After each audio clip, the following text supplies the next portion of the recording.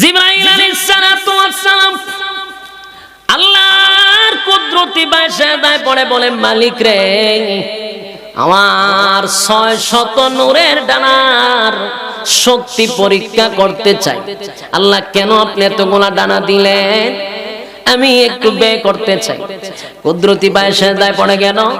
আল্লাহ বলেন, জিবরাইল রে, আমার 7টা জাহান্নাম ভ্রমণ কর। জিবরাইল আলাইহিস সালাতু ওয়াস সালাম 7টা জাহান্নাম ভ্রমণ করলো। 2টা ডানা দিয়া ক্লান্তি আসে নাই। আল্লাহ কয় 8টা জাহান্নাম ভ্রমণ কর।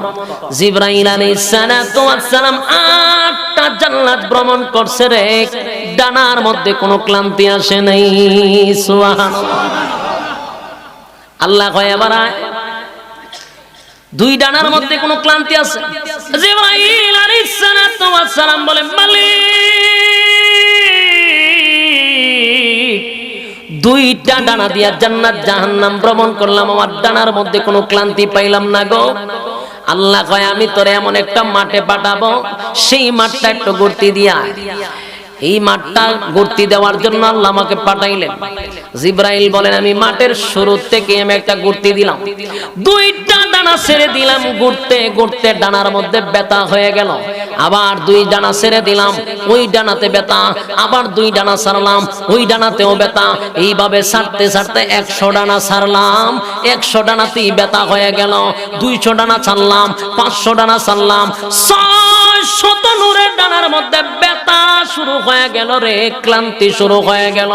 এবার জিবরাইল আলাইহিস সালাতু ওয়াস সালাম ওই মাঠে ঘুরতেছিল।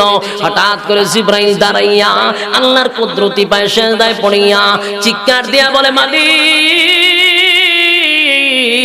600 ডানার মধ্যে ব্যথা হয়ে গেল, আমি হাঁপায়া গেলাম, ক্লান্ত হয়ে গেছি। মালিক, আমি শুধু আপনার কাছে জানতে চাই, এত ঘোরা ঘুরলাম, আমার 600 নূরের ডানা বাড়ি মারলাম, 600 ডানার মধ্যে ক্লান্তি চলে আসলো। একটু জানতে চাই গো, আপনার ওই মাঠের কতটুকু পর্যন্ত আমি দৌড়াইতে পারলাম? আল্লাহ ডাক দিয়া বলে, জিবরাইল রে, এমন একটা মাঠে তোরে পাঠাইছি, যেই মাঠে আমার বান্দাদের সামনে আমি যা সাক্ষাৎ করব, নবী রাসূলগণ আমার এখানে থাকবে, আমি সাক্ষাৎ করব। মাসিহ নামক মাঠের 4 ভাগের 1 ভাগের একটা কোণা পর্যন্ত শেষ করতে পারস নাই।